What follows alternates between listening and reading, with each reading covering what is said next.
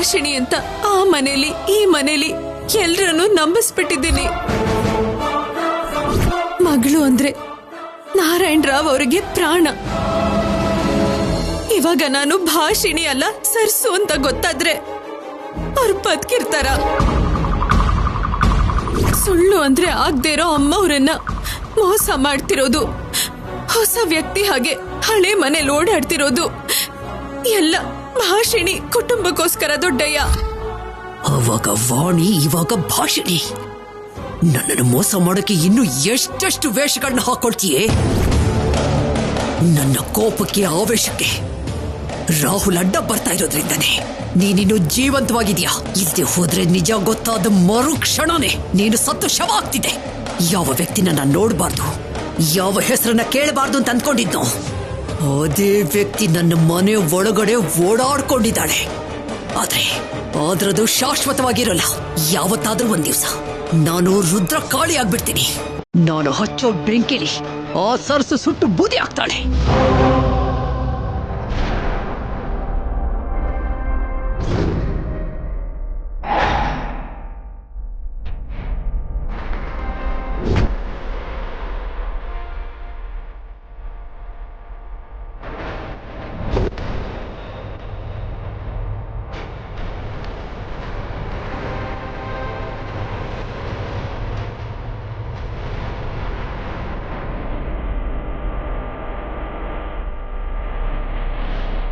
ಏನ್ ಆಂಟಿ ಅಷ್ಟು ಯೋಚನೆ ಮಾಡ್ತಿದ್ದೀರಾ? ಇನ್ನೇನಿರುತ್ತೆ ಪ್ರೀತಿ, ಆ ಸರ್ಸು ಬಗ್ಗೆನೇ ಅನ್ಸುತ್ತೆ. ಅವಳು ಮಾಡಿರೋ ಮೋಸ ನೆನೆಸ್ಕೊಂಡ್ರೆ ನನಗೆ ಕೋಪ ಬರುತ್ತೆ. ಅಂಥದ್ರಲ್ಲಿ ಮೇಡಮ್ ಹೇಗಾಗಿರ್ಬೇಡ ಹೇಳು? ಮೊದಲೇ ಕೋಪದಲ್ಲಿದ್ದೀನಿ. ಈಗ ನಿನ್ನ ಕಾಮೆಂಟ್ಸು ಕನ್ಸಲ್ಸು ನನಗೆ ಅವಶ್ಯಕತೆ ಇಲ್ಲ. Sorry madam. ಆಂಟಿ, ನೀವೇನು ಅನ್ಕೊಳ್ಳಲ್ಲ ಅಂದ್ರೆ ಆ ಸರ್ಸುನ್ ಹೊರಗಡೆ ಕಳ್ಸೋ ಐಡಿಯಾ ಒಂದಿದೆ, ಹೇಳು ಅಂತೀರಾ? ಏನದು? ಸರ್ಸು ಈ ಮನೆಗ್ ಬರೋದಕ್ ಕಾರಣ ಮಗುವಿನ ಹಸುವು ತೀರ್ಸೋದ್ರಿಂದ ಅದನ್ನೇ ರಿಪ್ಲೇಸ್ ಮಾಡಿದ್ರೆ?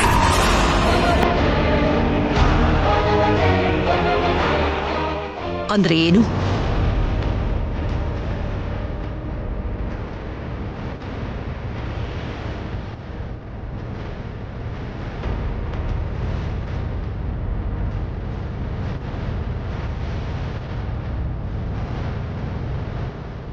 ಇದೆ ಆಂಟಿ ನನ್ನ ಪ್ಲಾನ್.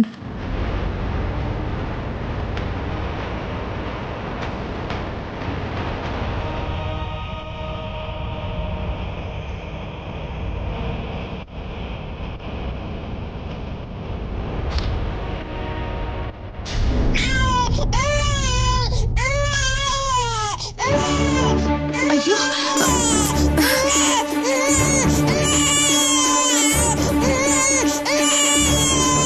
ಏನಾಯ್ತಮ್ಮ? ಯಾಕೆ ಕಳ್ತಿದ್ಯಾ? ಹಸ್ವಾಗ್ತಾ ಇದ್ಯಾ? ನಾನ್ ಬಂದ್ಬಿಟ್ಟೆ ಅಲ್ವಾ, ಇನ್ನು ಅಳ್ಬಾರ್ದು.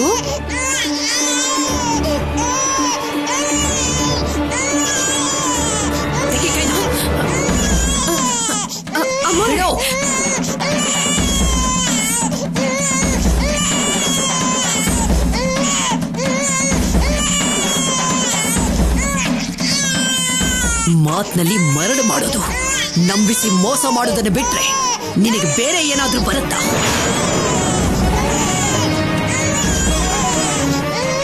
ನಾನೇನ್ ಮಾಡ್ದೆ ಮೇಡಮ್?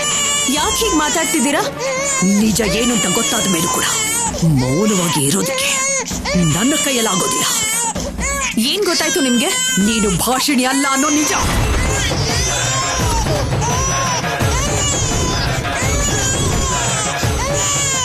ಈ ಮನೆನ ನಾಶ ಮಾಡೋದಕ್ಕೆ ಅಂತ ಬಂದಿರೋ ಬ್ರಹ್ಮ ರಾಕ್ಷಸಿ ನೀನು.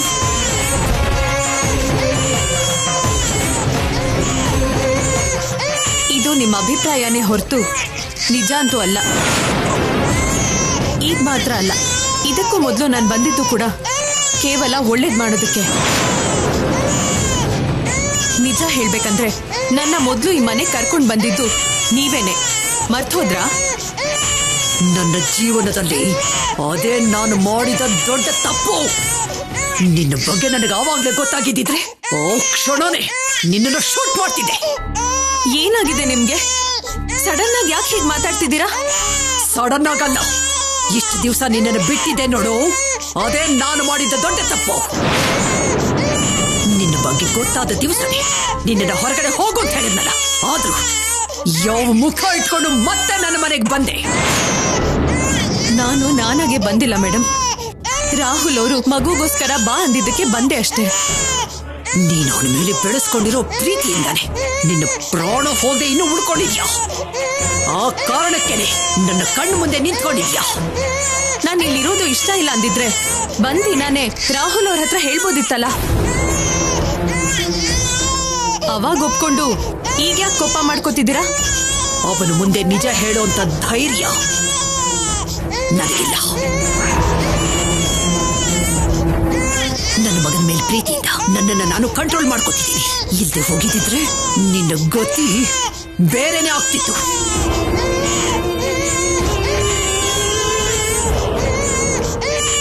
ಮಗು ಹಸುವಿಂದ ಅಳ್ತಾ ಇದೆ, ಹಾಲು ಕೊಡಿಸ್ತೀನಿ, ಕೊಡಿ.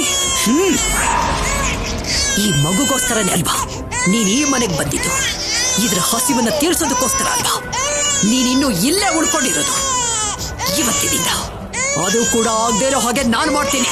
ಆಂಟಿ ಅವ್ರು ಬಂದಿದ್ದಾರೆ, ಬನ್ನಿ. ಹೌದಾ?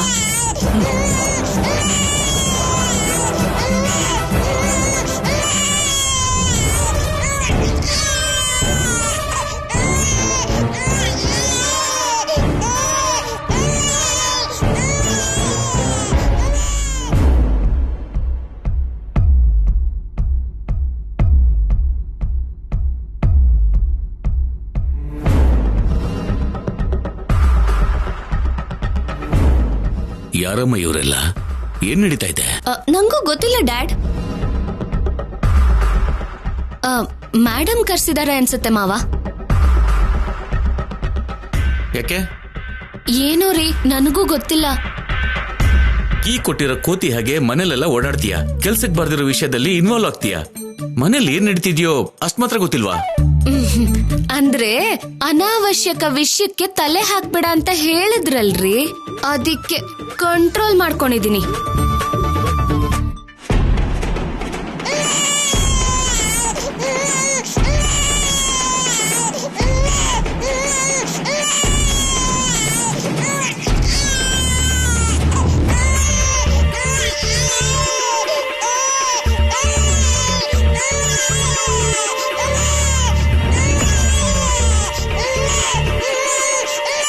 ನಮಸ್ಕಾರ. ನಮಸ್ತೆ. ನಮಸ್ತೆ. ಯಾರು ವಾಗ್ದೇವಿ ಇವರೆಲ್ಲ? ಮಗುಗೆ ತಾಯಿ ಹಾಲು ಕೊಡೋದಕ್ಕೆ ಬಂದಿದ್ದಾರೆ.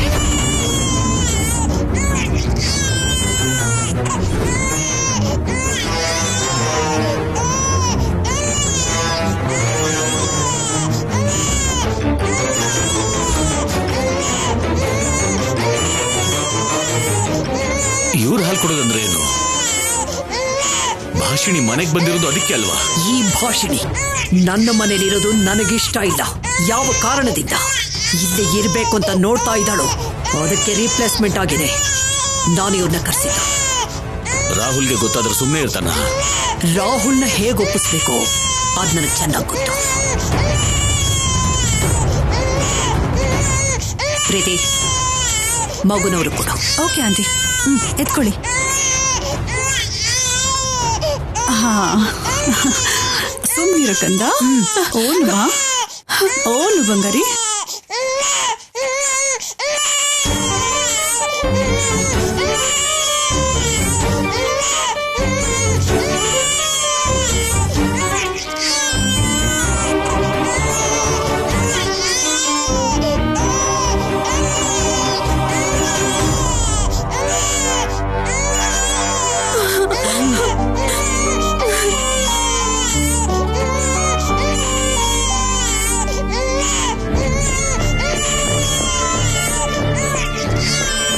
ಹಾಲು ಕುಡಿತಾನೆ ಇಲ್ಲ, ಅಳ್ತಾನೆ ಇದೆ.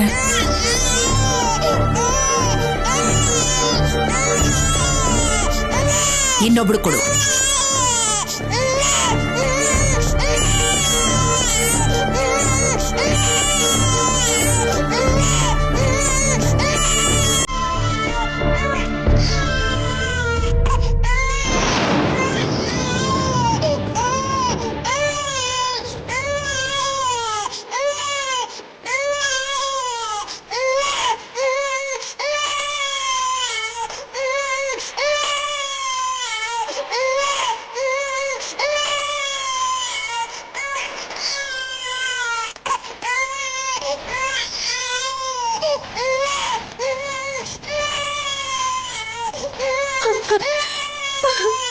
ಅಂಕಲ್ಗೆ?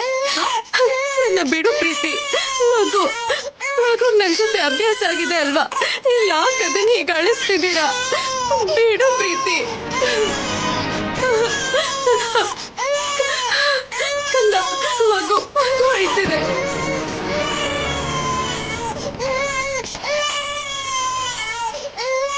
ಏನು ತಿಳಿದೇ ಇರೋ ವಯಸ್ಸಲ್ವಾ, ಹೋಗ್ತಾ ಹೋಗ್ತಾ ಎಲ್ಲ ಅಭ್ಯಾಸ ಆಗ್ಬಿಡುತ್ತೆ. ಇವಳು ಹೇಳ್ತಿರೋದನ್ನ ನೋಡಿದ್ರೆ ಮಗು ಇಲ್ಲದೆ ತುಂಬಾ ಹಚ್ಕೊಂಡಿದೆ. ನಿನ್ನ ಏನಕ್ಕೆ ಕರ್ಸಿದ್ದೀನೋ ಅದನ್ನ ಮಾಡು, ನನಗೆ ಅಡ್ವೈಸ್ ಮಾಡ್ಕೊಡ್ದು. ಕೊಡು ಮಗುನ. ಬನ್ನಿ.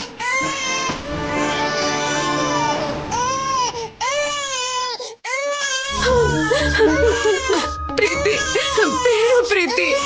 ಅಯ್ಯೋ,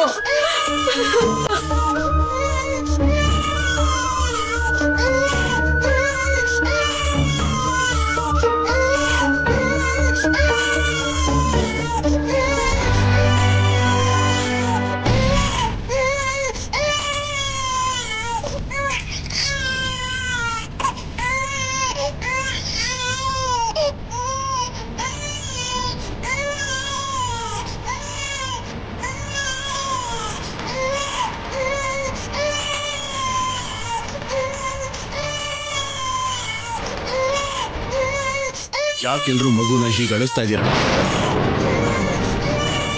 ಯಾರು ಇವರೆಲ್ಲ? ತಾಯಿ ಹಾಲಿಗೋಸ್ಕರ ಕರ್ಕೊಂಡ್ ಬಂದಿದ್ದಾರ್ರಿ.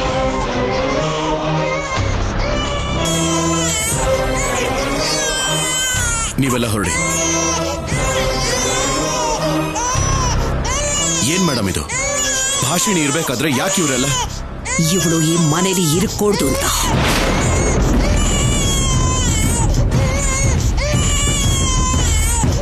ಇವಳನ್ನ ನೀನು ಮನೆಗೆ ಕರ್ಕೊಂಡು ಬಂದಿಯಲ್ಲ, ಆಗೇನ್ ಹೇಳ್ದೆ ನೀನು? ಮಗು ಹಸಿವಿನ ತೀರ್ಸೋದಕ್ಕೆ ತಾಯಿ ಥರ ಇರ್ತಾಳೆ ಅಂತ ಹೇಳ್ದೆ. ಇವಳನ್ನ ರೀಪ್ಲೇಸ್ ಮಾಡೋದಕ್ಕೇನೆ ಈ ನನ್ನ ಪ್ರಯತ್ನ ಎಲ್ಲ.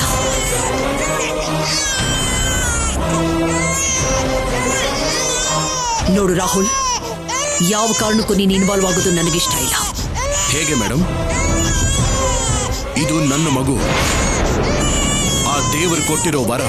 ಹೀಗಿರೋವಾಗ ನಾನು ಇನ್ವಾಲ್ವ್ ಆಗದೆ ಹೇಗಿರೋಕ್ ಸಾಧ್ಯ?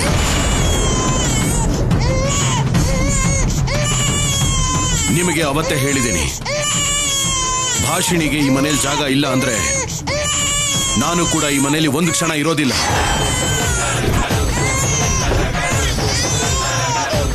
ಭಾಷಿಣಿ, ಮಗುನ್ ತಗೋ. ರಾಹುಲ್ ಬೇಡ, ಇವಳ ಬಗ್ಗೆ ನಿನಗಿದು ಗೊತ್ತಿಲ್ಲ.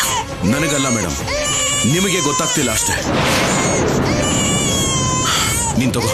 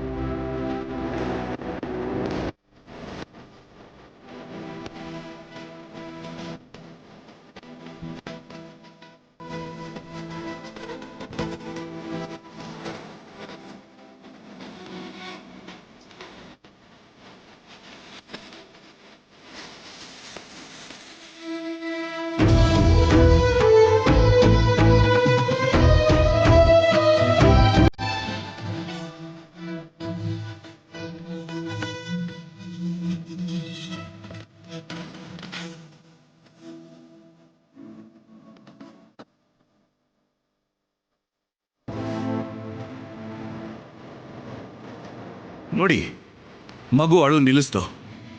ಅದಕ್ಕೆ ಕಾರಣ ಮಗುವಿನ ಹಸುವು ನೀಗ್ಸೋದಷ್ಟೇ ಅಲ್ಲ, ತಾಯಿತನ ಏನು ಅಂತ ತೋರಿಸೋದು.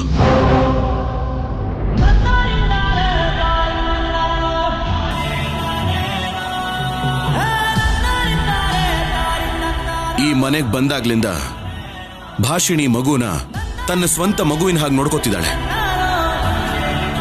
ಅವಳು ಕರುಳಿನ ಸಂಬಂಧ ಹಂಚ್ಕೊಳ್ದೇ ಇದ್ರು ಪ್ರೀತಿ ಹಂಚ್ತಿದ್ದಾಳೆ. ಹಸುವನ್ನ ನೀಗ್ಸಿ ಆ ಮಗುಗೆ ಅಮ್ಮ ಆಗಿ ಬದಲಾಗಿದ್ದಾಳೆ.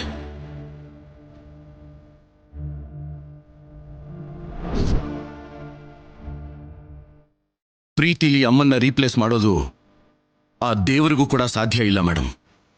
ಇನ್ನು ನೀವು ನಾನು ಯಾವ ಲೆಕ್ಕ?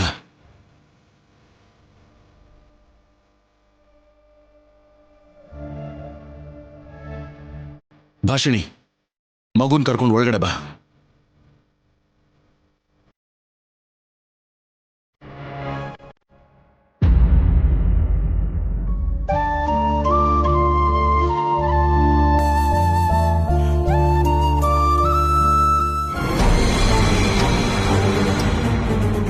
ಸಾರಿ ಆಂಟಿ, ಪ್ಲಾನ್ ಪೂರ್ತಿ ಈ ತರ ಫ್ಲಾಪ್ ಆಗುತ್ತೆ ಅನ್ಕೊಂಡಿರ್ಲಿಲ್ಲ.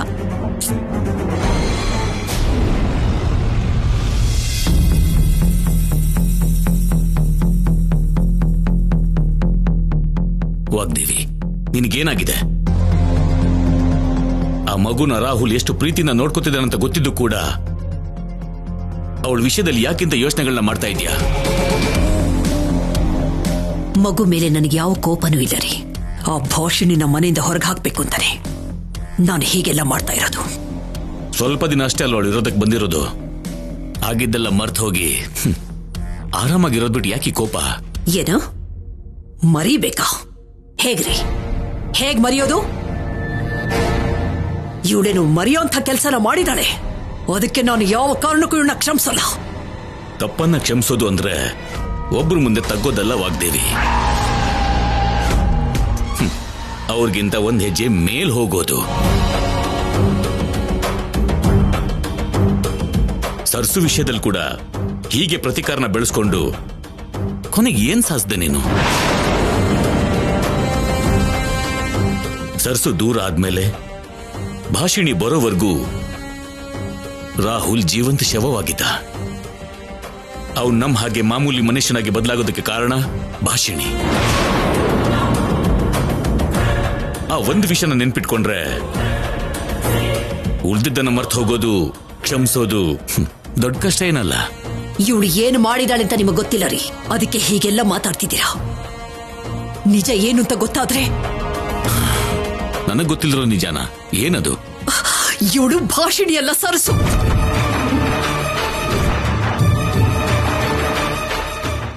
ಏನು ಸರ್ಸುನಾ? ಅಂದ್ರೆ ಅವಳು ಹಾಗೆ ಇದ್ದಾಳಲ್ವಾ, ನನ್ನ ಮೇಲೆ ಸೇಡ್ ತೀರಿಸ್ಕೊಳ್ಳೋದಕ್ಕೆ ಮತ್ತೆ ಬಂದಿದ್ದಾಳೇನು ಅಂತ ನನಗನ್ನಿಸ್ತಾ ಇದೆ. ಮಗುಗ್ ಫೀಡ್ ಮಾಡೋಕ್ ಬಂದು ಈ ಮನೇಲಿ ಇರಬೇಕು ಅಂತ ನೋಡ್ತಾ ಇದ್ದಾಳೋ ಏನು? ಅಂಥವಳನ್ನ ಕ್ಷಮಿಸು ಅಂತ ಹೇಳ್ತಿದ್ದೀರಲ್ಲ, ಹೇಗ್ರಿ ಸಾಧ್ಯ? ಅದು ನನ್ನಿಂದ ಆಗೋಲ್ಲ ರೀ. ಇಷ್ಟು ಹೇಳಿದ್ರು ನಾನು ಹಿಡಿದಿರೋ ಮಂಚಕ್ಕೆ 3 ಕಾಲು ಅಂತಂದ್ರೆ ಯಾರು ಬದಲಾಯಿಸಕ್ಕಾಗಲ್ಲವಾಗ್ತೀರಿ. ಬದಲಾಗೋದಿಲ್ಲ ರೀ, ಯಾವ ಕಾರಣಕ್ಕೂ ನಾನು ಬದಲಾಗಲ್ಲ ಅಷ್ಟೇ. ಅದನ್ನ ಪದೇ ಪದೇ ಹೇಳ್ಬೇಡಿ, ನನಗೆ ಇರಿಟೇಟ್ ಆಗುತ್ತೆ. ಮೇಡಮ್,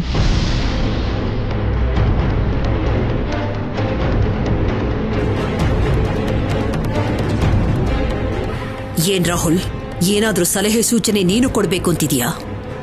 ಇಲ್ಲ ಮೇಡಮ್, ನಾನೊಂದು ಚಿಕ್ಕ ಫೇವರ್ ಕೇಳೋಕ್ ಬಂದಿದ್ದೀನಿ. ಏನದು? ಅದು ಮಗುಗೋಸ್ಕರ ಏನ್ ಬೇಕೋ ಎಲ್ಲಾನು ತಂದಿದ್ದೀನಿ, ಆದ್ರೆ ಒಳಲೆ ತರೋದನ್ನ ಮರ್ತ್ಬಿಟ್ಟಿದ್ದೀನಿ. ಅದಕ್ಕೆ ನಾನೇನ್ ಮಾಡ್ಲಿ? ನೀನೇ ಹೋಗಿ ತಗೊಂಡ್ ಬಾ. ಅದು ಮೇಡಮ್, ಈಗಿಂದೀಗ್ಲೇ ಒಳ್ಳೆ ತರಬೇಕು ಅಂತಂದ್ರೆ ತುಂಬಾ ದೂರ ಹೋಗ್ಬೇಕು. ಅದು ಅಲ್ಲದೆ ಈಗ ಶಾಪ್ಸ್ ಎಲ್ಲ ಓಪನ್ ಇರುತ್ತೋ ಇಲ್ವೋ ಅದು ಗೊತ್ತಿಲ್ಲ. ಮೇಡಮ್, ನಾನು ಚಿಕ್ಕ ವಯಸ್ಸಲ್ಲಿದ್ದಾಗ ಯೂಸ್ ಮಾಡ್ತಿದ್ದು ಒಳ್ಳೆ ಏನಾದ್ರೂ ಇದ್ರೆ ಅದನ್ನ ಈ ಮಗು ಕೊಡ್ಬೇಕಾ?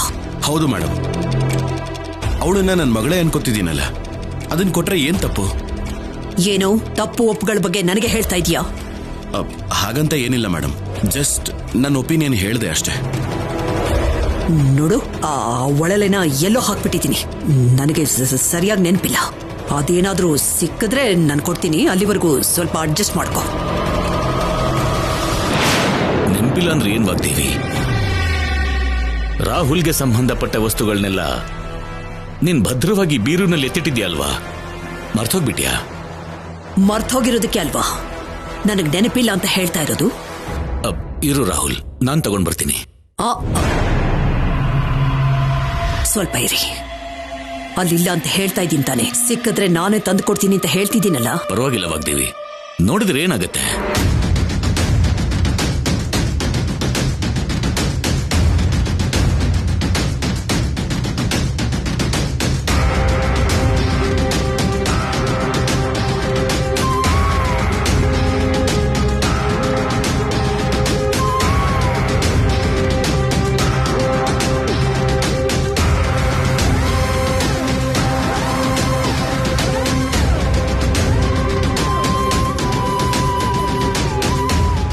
ಇಲ್ಲೇ ಇದೆ ವಾಗ್ದೇವಿ.